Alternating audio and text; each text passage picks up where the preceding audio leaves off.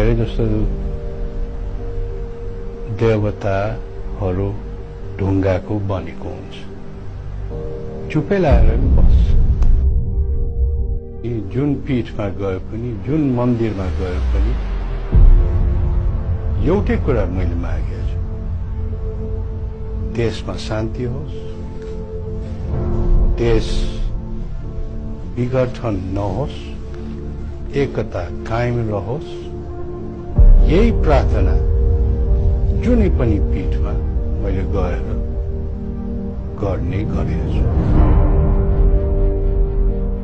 नारायणी एकचोटि छोडेर हेर न भने जस्तो हाम्रो माझमा आएर एकचोटि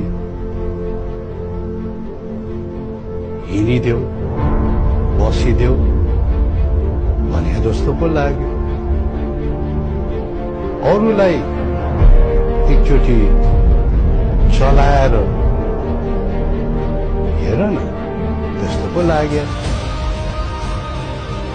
कुन समयमा जनताले उठ भन्छ वा जनताले